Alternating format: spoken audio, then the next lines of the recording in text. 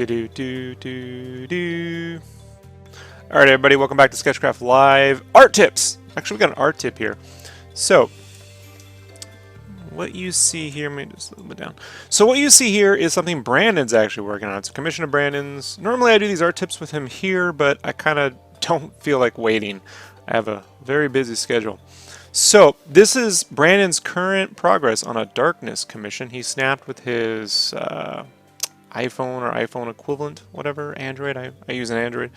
So he snapped this, sent it off to me, asked me if he was done. I said, no, there's some stuff you got to do first. So I'm going to show you how you can take your art, snap it on an iPhone, go into Photoshop, and kind of mock up, some edits for you to go back and improve upon. We call this plussing in the industry. That's an industry term, plussing. So what I've done is I've taken the photo, emailed it to myself, and pasted it right into Photoshop. First thing I got to do is, the paper isn't orange. As you see here, the paper looks orange, but it is not orange. That is Brandon's shitty lighting. So what we're going to do is very quickly create an adjustment layer. If you go into layers in Photoshop, right down here is this. We can click levels. These are your adjustment layers. And what this does is it allows you to make edits to the image without actually editing the image. So if I want to see what it looks like blowing the whites way the fuck out, I haven't actually done anything in the image. It's all in an adjustment layer. These are non-destructive editing techniques. They allow you to go back and forth, paint certain things in. You can mask in adjustment layers. They're pretty amazing. If you've never used them before, get used to it. It will save you a lot of trouble. So I'm going to just go ahead, delete that, and then just create a new one and levels. And the first thing I'm going to do is I'm going to turn this white. How do I turn just this white? Well, we need to set that as white. And if you go into your levels, there's this little eyedropper here. Some look black, one looks gray, one looks white. And if you click that, we can set that to white. See how I did that? So it's using that base color as white. I can click that again. It's probably blew it out a little too much. But that gives us a much better approximation of what Brandon's art actually looks like. And as you can see, I haven't actually damaged that initial photo. But this is actually what it probably looks like, minus the crookedness. So I'm going to go ahead and just duplicate that really quick, and let's just try to make this look a little bit more straight. We can drag a guide out just to kind of approximate that. I'm going to go ahead and fill that with white back there, because that's driving Rob nuts. Yeah. So now, looking at this, I can tell you that it needs more contrast. So it's not a bad start for him. What we're going to do is just create a new layer really quick. I'm going to set it, normal's fine, but I'm going to set to multiply just because that's how I like to roll. And then I'm going to set that down to 60% opacity.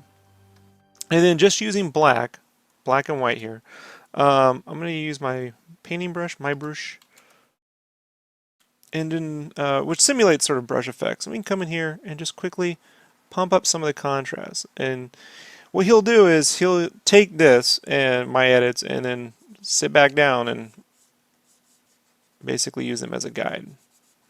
So we want to go around the back side of the darkness here, and we need to pop. I call this popping shapes out.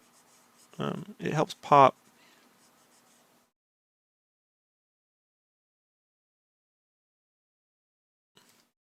the overall piece out. And already you can sort of see how that makes it look more three-dimensional, right? Don't be afraid to go pretty dark towards the back edge there. We need to really pop these shapes out. A lot of times when people want to make things more brighter, they just add more saturations or glows. And what they kind of probably need to do is work on the contrast. Something dark right next to something really bright will pop it right out. So we can come along here and pop his entire hair out, and then this needs more. Character's name is the darkness, right? So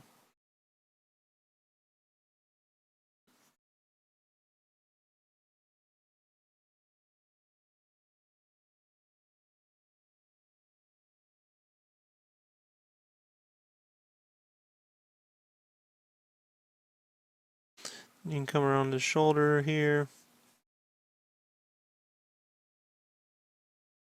Keep this in mind with your own art. I'm going to erase using the same little brush here. You know, what ways can you very simply just sort of take a step back and say, how can I plus this in some way? It doesn't, you know, it's not drastically altering the art. It's not giving you a ton more time to do. You know, maybe you spend an extra hour, 1 hour. You know, taking your time. How can you plus this? You got to put on your editor's cap. Like if someone you were paying was handing you this to turn in, you know, is it really complete? That doesn't mean everything needs, you know, a bunch of, you know, fixes and modifications. You got to know when, you know, enough is enough. It's a 70% rule. If you're 70% certain it can be improved, just modify. And I think, you know, the easiest thing you can do here is just make certain that there's some contrast so that, you know, the three-dimensionality of the piece. If that's what you're going for. If you're going for something super retro and flat, then three-dimensionality doesn't, you know, that's even a fucking word. That sort of mindset won't, you know, won't help you much. Here, we're treating this more like, you know, action figures. So we want this to have some, and it's sort of my job over here at SketchCraft to be that mentor to Brandon and to everyone else here, right? So he gets no super special advantage other than I'm directly helping him with his art, but through that, I'm able to help all of you as well. Mostly, folks, because like this right here needs, if this is all going to be in dark, then this bottom handle should be in dark, you know. Just general guideline. We can go right in here and pop this in there. You know, I wish someone was doing this when I was really learning how to draw. My college years especially would have drastically helped a few things, or even when I was in the Army, relearning, just teaching myself all about basic shapes and model sheets and that sort of thing. And construction perspective. Spent, you know, 3 years of my time in the Army doing nothing but working on my construction perspective. I didn't impress a lot of, you know, people in the Army with my art ability. I didn't sit around painting photorealistic dragons or redrawing swimsuit models, but I was doing the diligence. Now, we're going to come right here. We want to pop this hand out, so that means what's right behind it needs to be darker. I'm going to come right in here, and we're just going to... And we go, we're still going with the flow of the shape. We're not painting straight down like this, right? We're curving, we're following the form of the shapes that he already set up, so that way it maintains that, you know, action figure, three-dimensional feel. Even if it's a stylized drawing, it can still, you know, benefit from pretending it's three-dimensional. Nothing wrong with that.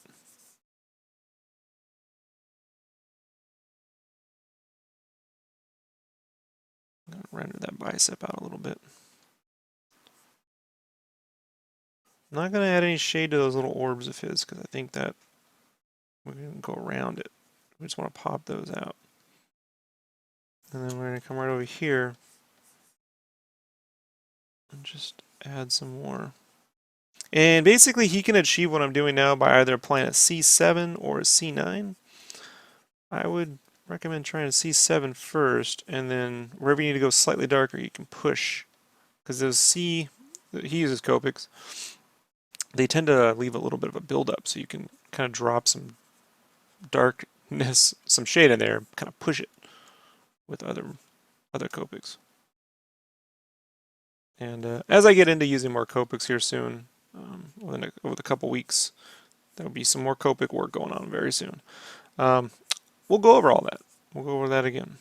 You know, I do a rotation, folks. I do a rotation on my art. A little bit of watercolor, and then I'll flip back to digital, then I'll flip back to Copics. And we're just going to take this right here. And, it helps just to keep all sort of like skill sets relevant and plusing one another. And if we take this right here, we can pop that out. We can pop.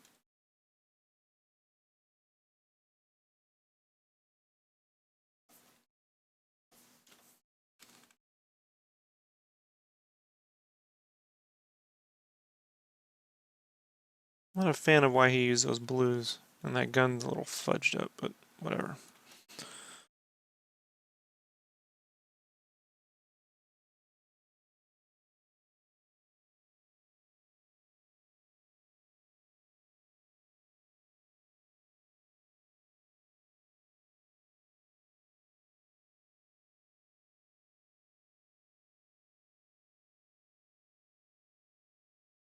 Get a little core shadow right there. He's trying to add that, but it's not enough contrast. Like he's afraid to make it too dark. But I don't think he understands. So let's go ahead and just kind of.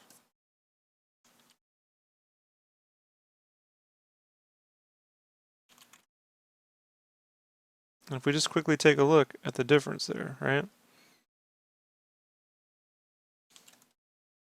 What a little bit of contrasting can do.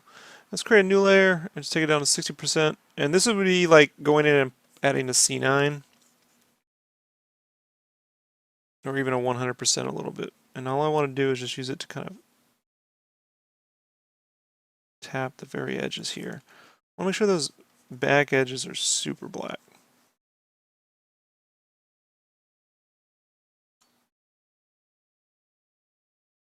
This really helps.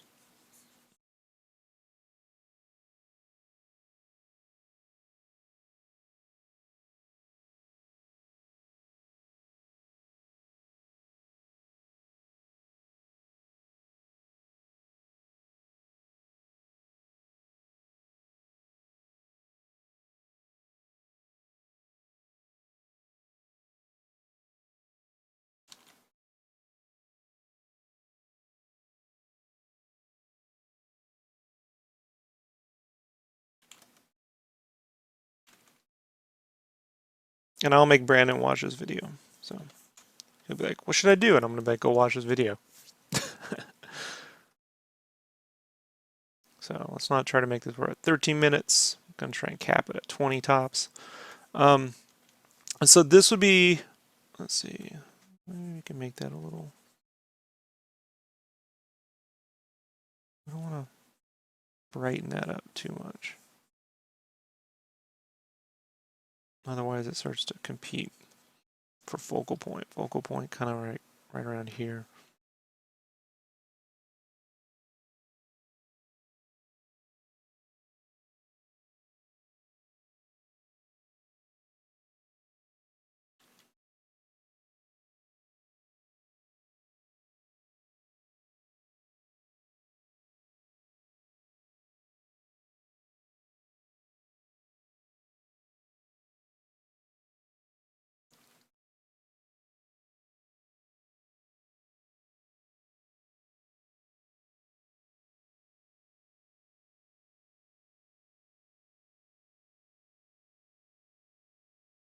Gun is a little too bright overall.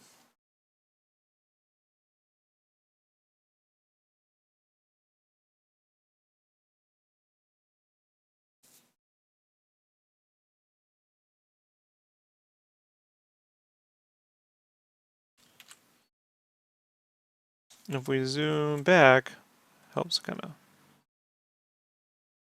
what a big difference it makes, right?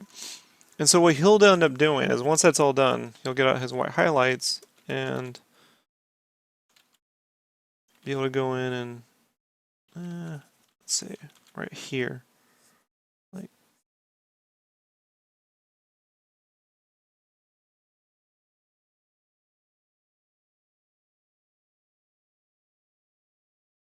be able to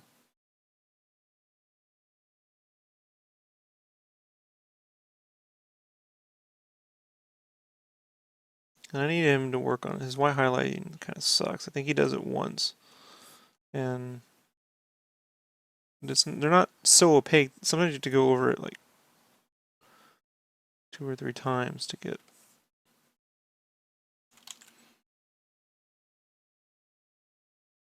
I don't know, enough opaque white, which opaque just means it's solid, it's not transparent.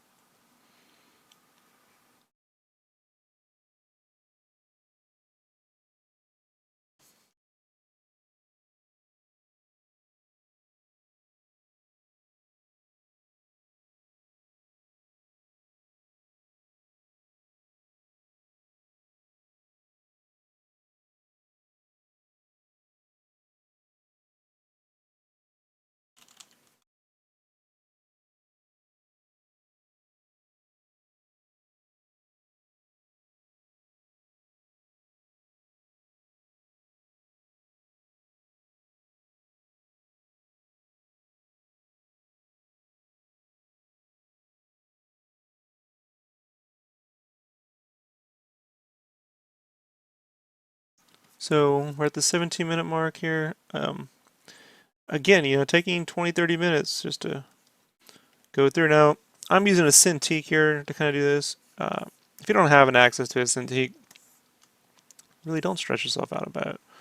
Get a cheap tablet, If you're serious about your art, you want to make some money off it in the future, invest in a tablet, You can use a mouse, you'll be there for a long time. I know, I learned how to do this with the mouse, and it just builds up carpal tunnel. It's nonsense.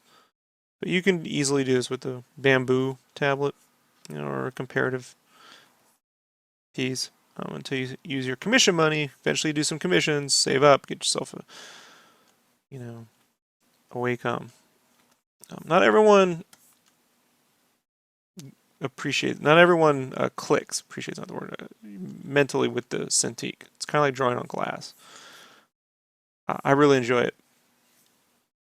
Eliminated my carpal tunnel years ago by switching to it.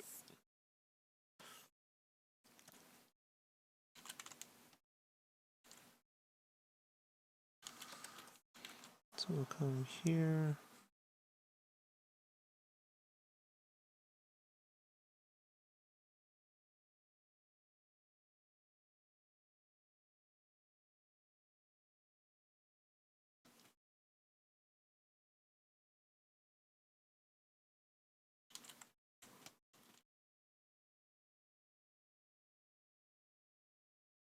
And you go, Ro, how do you fade the edges when you use white opaque? Once you use opaque ink and it dries, you can go back over the edges of it with a Copic marker, and because it's opaque, you can paint right on top of it. Very faintly, but you can. So you can eliminate the edges and get a nice blend.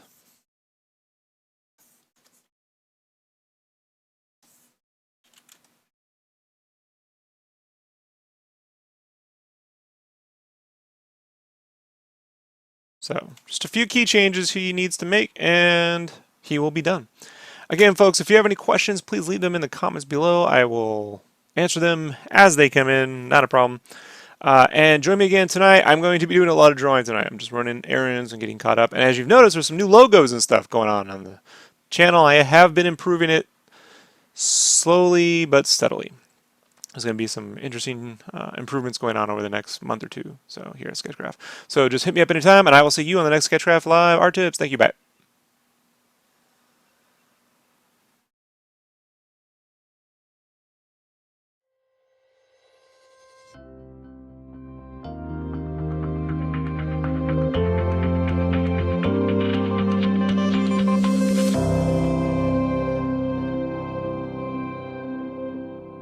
New logo.